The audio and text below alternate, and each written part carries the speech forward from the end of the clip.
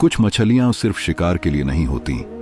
कभी कभी समंदर खुद तुम्हें किसी ऐसे राज से मिलवाता है जो तुम्हारी किस्मत को हमेशा के लिए बदल देता है।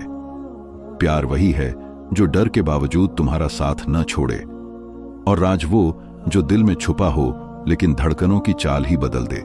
रात के सन्नाटे में समंदर की लहरें शांत थीं, लेकिन रेहान के दिल में तूफान मचा हुआ था। वो गांव का सबसे शांत मगर मेहनती मछुआरा था। दिन भर की मेहनत और रात की तन्हाई, बस यही उसकी जिंदगी थी। न माँ बाप का साया, न कोई अपना, लेकिन उसके दिल में समंदर के लिए अजीब सा लगाव था, जैसे पानी के नीचे कुछ ऐसा छिपा हो जो सिर्फ उसी को बुला रहा हो। उस रात जब वो अकेले जाल डालने निकला, चांद अपनी पूरी चमक के साथ आसमान पर था। समंदर का नीला पानी चांदनी में किसी जादुई आईने जैसा लग रहा था। अचानक एक हल्की सी चीख, फिर पानी में थोड़ी सी हलचल। रेहान चौंक पड़ा। पानी के किनारे कुछ चमकता हुआ पड़ा था। जैसे ही वो पास गया, उसकी सांसें थम गईं। एक लड़की, आधी इंसान आधी नागिन, लेकिन वो किसी आम जीव जैसी नहीं लग रही थी। उसका ऊपरी हिस्सा एक खूबसूरत औरत का था। लंबे भीगे काले बाल, जैतूनी रंग की त्वचा, चमकती नीली आंखें और चेहरे पर ऐसा दर्द जो पत्थर को भी पिघला दे। उसका निचला हिस्सा सांप की तरह था, चमकदार नीला, जिस पर चांदनी का अक्स ऐसा लग रहा था जैसे आसमान का कोई राज जमीन पर आ गिरा हो। रेहान घबरा गया, लेकिन उस लड़की की हालत बहुत खराब थी। उसकी बगल में गहरा घाव था, जैसे किसी ने काटने की कोशिश की हो। वो बेसुध सी बड़बड़ा रही थी, मुझे वापस मत ले जाओ, वो मुझे मार डालेंगे। रेहान ने कांपते हाथों से अपनी चादर उतारी और उसे ओढ़ा दी। दिल डर से कांप रहा था, लेकिन उसकी आंखों में अजीब सा सुकून था। उसने कुछ पूछे बिना उसे अपनी छोटी सी नाव जैसी झोपड़ी में ले आया, जो समंदर के किनारे पर थी। पूरी रात वो उसका जख्म साफ करता रहा, बिना एक शब्द बोले। वो बस सांसों के सहारे जिंदा थी। सुबह जब लड़की की आंख खुली, उसने गहरी सांस ली। तुम इंसान हो? उसने थके हुए लहजे में पूछा। रेहान ने सिर हिलाया। और तुम कौन हो? मैं आधी नागिन आधी जिन्न हूं, उसने धीरे से कहा। मेरा नाम मारिया है। मैं समंदर के नीचे वाली बस्ती से हूं, लेकिन मैंने कानून तोड़ा है। कौन सा कानून? मैंने एक इंसान की जान बचाई, वो आंखें बंद करते हुए बोली, और उन्होंने मुझे निकाल दिया। मेरे पीछे शिकारी छोड़ दिए। भागते भागते मैं तेरे किनारे तक पहुंच गई। रेहान की आंखों में हैरानी थी और दिल में हमदर्दी। वो नहीं समझ पाया कि जिन्न और नागिन एक साथ कैसे हो सकते हैं, मगर मारिया की मौजूदगी उसके अंदर कुछ नया जगा चुकी थी। अगले कई दिन रेहान ने उसे छिपाए रखा। मारिया की हालत सुधरती गई, उसके जख्म भरने लगे, और वो हर रात रेहान के साथ किनारे पर बैठती, समंदर की लहरें गिनती और अपने दिल की बातें कहती। जानते हो रेहान, एक रात वो बोली, मेरे पास जिन्हों की नजर और नागिनों की ताकत है, लेकिन पहली बार तुम्हारे साथ बैठकर लगता है जैसे कोई मेरी रूह को भी जानता है। रेहान मुस्कुराया, धीरे से बोला, मुझे लगता है तुम समंदर से नहीं, किसी दुआ से निकली हो। वक्त गुजरता गया। दोनों के बीच एक खामोश मोहब्बत पलने लगी। रेहान के हाथ में मारिया के जख्म का एहसास रह गया था, और मारिया की सांप जैसी आंखों में अब इंसानों जैसी नरमी आ गई थी।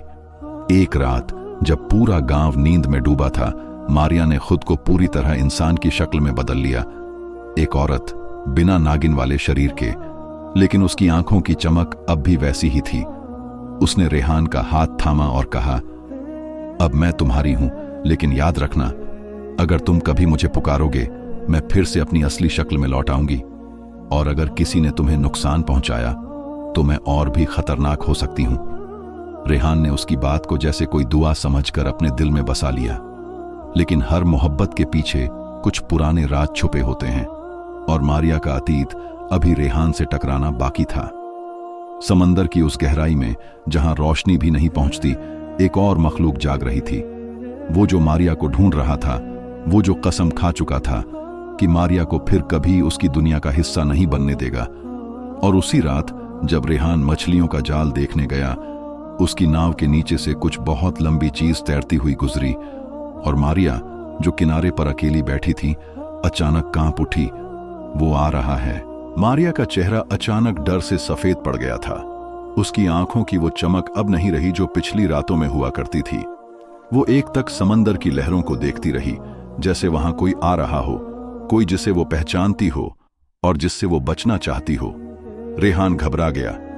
क्या हुआ मारिया, तुम ठीक हो? मारिया ने धीरे से कहा, नहीं, वो आ रहा है, एक शिकारी जो समंदर की गहराइयों में बस उसी को खोजता है जिसने खून अहद तोड़ा हो, और मैंने वो तोड़ दिया था। रेहान ने उसका कंधा थामा। मैं तुम्हारे साथ हूं जब तक मेरी सांसें चलती हैं। मारिया की आंखें भर आईं। उसने एक लंबी सांस ली और कहा, अब तुम्हें सब कुछ जान लेना चाहिए। वो नीचे बैठ गई, गीले बालों को समेटा, और उसकी आवाज में अब एक गूंज थी जो इंसानों जैसी नहीं लगती थी। मेरी पैदाइश एक दुर्लभ पल में हुई थी। मेरी मां एक जिन्नजादी थीं, आसमानी रोशनी की रखवाली करने वाली, और मेरे पिता एक नागराज जो धरती के नीचे सोने के खजाने की रक्षा करते थे। उनकी मोहब्बत कायदे कानून के खिलाफ थी, मगर उन्होंने दुनिया से लड़कर मुझे जन्म दिया। रेहान पूरी तवज्जो से सुन रहा था। मेरा बचपन दो दुनियाओं के बीच बीता, न पूरी जिन्न न पूरी नागिन। मैं एक अधूरी मखलूकन थी। कुदरत ने मुझे दोनों की ताकत दी, रोशनी को देखने की सलाहियत, पानी में सांस लेने की काबिलियत, और झर जो दिल को भी मार सके। मगर मेरी फितरत इंसानों जैसी हो गई थी। मुझ में रहम था। मैं मोहब्बत पर यकीन करने लगी थी। मारिया की आवाज लड़खड़ा गई। एक बार एक इंसानी नाव डूब रही थी। एक बच्चा समंदर में गिर गया। मैंने कानून तोड़ा और उसे बचा लिया। बस उसी वक्त मेरी दुनिया ने मुझसे मुंह मोड़ लिया। मेरे अपने ही कबीले ने मेरा पीछा करना शुरू कर दिया। मुझे भटकी हुई कहा गया, आधा गुनहगार। हुक्म मिला, या तो उस बच्चे को खत्म कर दो या हमेशा के लिए जला वतन हो जाओ। रेहान का दिल बैठने लगा। जो लड़की उसके सामने बैठी थी वो कोई साधारण वजूद नहीं थी। वो रोशनी और अंधेरे का मेल थी। एक ऐसी मोहब्बत की सजा झेल रही थी जिसे उसने चुना था। मारिया ने चुपचाप रेहान का हाथ पकड़ लिया। और अब वो आ रहा है, नागरूश, वो जो खून की कस्मों का रखवाला है। वो मुझे मारने नहीं, वापस ले जाने आया है। और अगर मैंने मना किया तो वो मेरी रूह को जहर में बदल देगा। रेहान की पकड़ और मजबूत हो गई। तुम कहीं नहीं जाओगी, मैं तुम्हें जाने नहीं दूंगा। मारिया ने उसकी तरफ देखा। आंखों में दर्द की एक चमक थी। रेहान, तुम एक इंसान हो, तुम नहीं समझते कि वो क्या कर सकते हैं।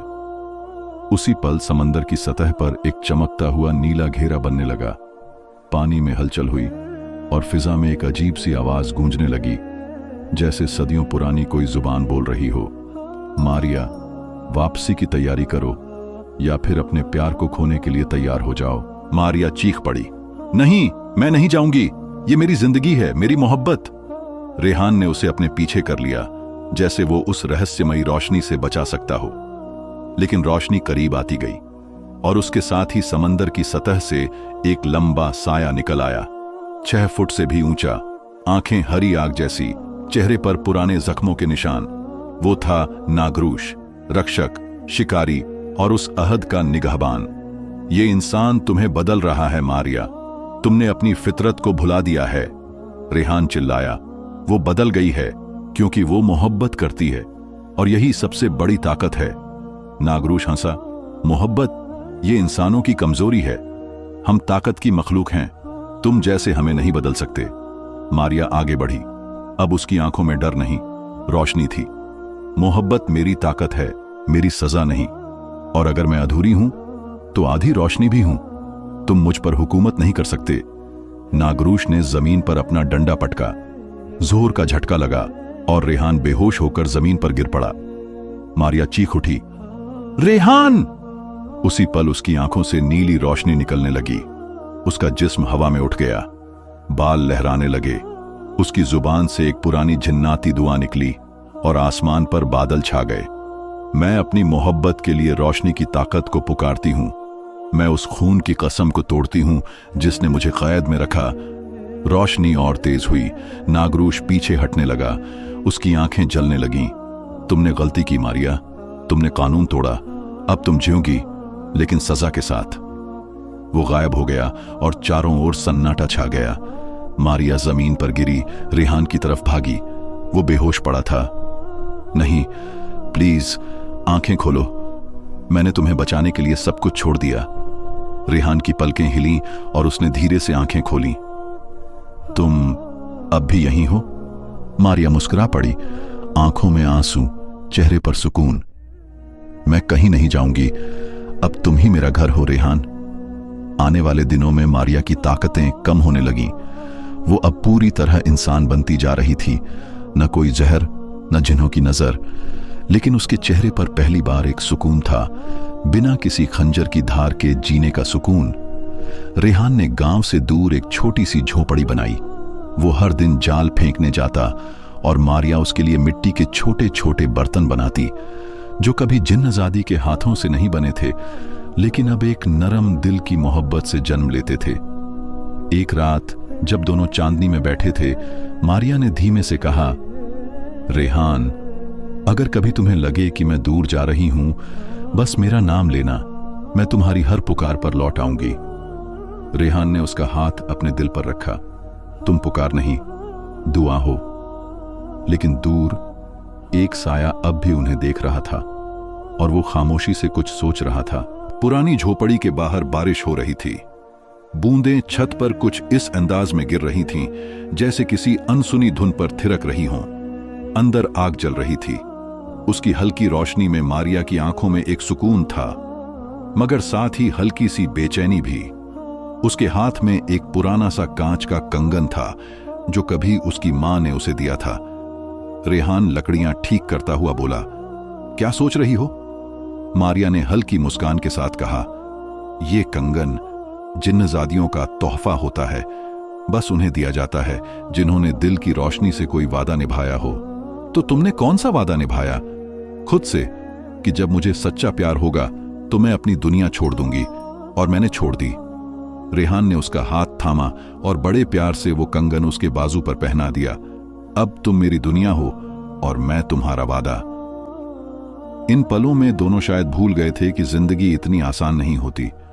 उनका सुकून उस खामोशी का हिस्सा था जो अक्सर तूफान से पहले आती है। उसी रात जब मारिया नींद में थी, उसे एक सपना आया, पर वो सपना नहीं था, एक पैगाम था।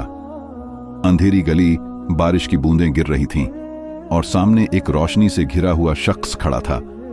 लंबे काले बाल, चमकती आंखें और चेहरे पर एक गहरी उदासी के साथ कुछ अलौकिक तेज। मारिया, तुमने रोशनी के नियम तोड़ दिए हैं। तुम्हारा प्यार तुम्हें इंसान बना चुका है, लेकिन इससे तुम्हारे अंदर की ताकतें असंतुलित हो गई हैं। तुम कौन हो? मारिया ने पूछा। मैं तुम्हारी मां की आखिरी दुआ हूं और तुम्हारी रूह का रखवाला। तुम्हें एक चुनाव करना होगा। कैसा चुनाव?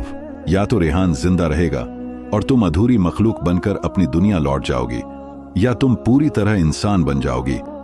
लेकिन वो दिन दूर नहीं जब तुम्हारा वजूद ही रेहान के लिए खतरा बन जाएगा। तुम्हें तय करना होगा, मोहब्बत या पूरी कुर्बानी। मारिया की नींद खुल गई। सांस तेज थी, आंखों में नमी और दिल में अजीब सी खाली जगह। सुबह जब रेहान समंदर के किनारे जाल ठीक कर रहा था, मारिया चुपचाप उसके पास आई।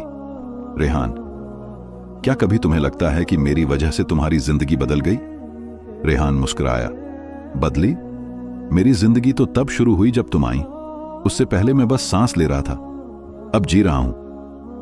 और अगर मैं एक दिन ना रहूं? रेहान का चेहरा गंभीर हो गया। ऐसी बात फिर मत कहना। अगर तुम चली गई तो मेरी सांसें भी समंदर वापस ले जाएगा। मारिया की आंखों से एक आंसू गिरा, लेकिन उसने छुपा लिया। उसी रात मारिया ने पहली बार खुद को आईने में देखा। उसमें एक इंसान की कोमल छवि थी, लेकिन उसके चारों ओर हल्की नीली रोशनी अब भी लिपटी हुई थी। वो वहीं कंगन थामे बैठी रही, जो अब धीमी धीमी चमक रहा था, जैसे वो कोई फैसला मांग रहा हो। रेहान गहरी नींद में था। उसके चेहरे पर वही मासूमियत और सुकून था जो सिर्फ सच्चे आशिकों को नसीब होता है। मारिया ने उसके माथे पर हल्का सा चुंबन दिया। मैं तुम्हारी हिफाजत करूंगी, चाहे मुझे खुद को भुलाना पड़े। वो चुपचाप झोपड़ी से बाहर निकली और समंदर की ओर चल पड़ी। अंधेरी रात थी, आसमान पर बादल थे और समंदर पूरी तरह शांत लग रहा था। ऐ नीले पानी, ऐ मेरे पिता की मिट्टी, ऐ मेरी मां की रोशनी, मैं कुर्बानी देती हूं। उसके चारों ओर पानी में हलचल होने लगी, जैसे पूरा समंदर उसकी पुकार पर जाग गया हो। मैं रेहान की मोहब्बत के बदले अपनी ताकतें लौटाती हूं। मैं अपनी पहचान छोड़ती हूं। मैं सिर्फ एक अच्छाई बनना चाहती हूं, एक रोशनी जिसे वो कभी भूल ना पाए। अचानक एक तेज रोशनी हुई, नीला घेरा बना। मारिया हवा में उठने लगी, उसके जिस्म से नीली किरणें निकलने लगीं और उसका कंगन चमक उठा। फिर सब कुछ शांत हो गया। सुबह जब रेहान की आंख खुली, मारिया पास नहीं थी। उसने झोपड़ी का हर कोना देखा, समंदर का किनारा, जंगल, पहाड़, हर जगह ढूंढा, लेकिन मारिया कहीं नहीं थी। जहां वो आखिरी बार खड़ी दिखी थी, वहीं रेत पर एक छोटा सा कागज रखा था, भीगा हुआ मगर लफ्ज साफ। मैं गई नहीं, बस बदल गई हूं। मैं तुम्हारी हर सांस में हूं, तुम्हारे दिल की हर धड़कन में। अगर कभी लगे मैं पास हूं तो पानी की तरफ देखना, शायद वहां कोई रोशनी चमक रही हो, और वो मैं हूं। रेहान फूट फूट कर रो पड़ा। दिन, महीने, साल बीत गए। रेहान ने कभी शादी नहीं की। उसने उस जगह एक छोटा सा स्कूल बना लिया, जहां वो बच्चों को मोहब्बत, कुर्बानी और दुआ का मतलब सिखाता। वो कहता, एक लड़की थी जिसने रोशनी छोड़ दी सिर्फ इसलिए कि उसे प्यार हो गया, और जब समंदर पर चांदनी गिरती है तो मैं अब भी उसे महसूस करता हूं। लोग कहते हैं कि जब कोई सच्चा आशिक उस किनारे पर बैठता है, एक नीली रोशनी वहां दिखाई देती है, और अगर वो चुपचाप बैठा रहे तो एक पल के लिए हवा में एक खुशबू घुलती है, और वो किसी और दुनिया की खुशबू होती है। रेहान अब बूढ़ा हो चला था। उसकी दाढ़ी सफेद, हाथ कांपते थे, लेकिन हर रात वो उस पत्थर पर जाकर बैठता था जहां मारिया आखिरी बार खड़ी थी। वो पानी को देखता और धीमे से कहता, तुम गई नहीं, तुम अब भी यहीं हो। एक दिन जब वो वापस नहीं लौटा, गांव के लोग उसे ढूंढते हुए जंगल में निकले। तालाब के किनारे उस चमकते नीले पत्थर के सामने वो शांत बैठा था। आंखें बंद थीं, चेहरे पर सुकून था, और उसके चारों ओर हल्की नीली रोशनी चमक रही थी। उसी दिन से वो पत्थर वफा का पत्थर कहलाया, और आज भी लोग वहां जाकर दुआ मांगते हैं। कहते हैं, अगर मोहब्बत सच्ची हो तो जिन्नजादी भी इंसान बन सकती है, और एक मछुआरा किसी की दुआ का राज बन सकता है।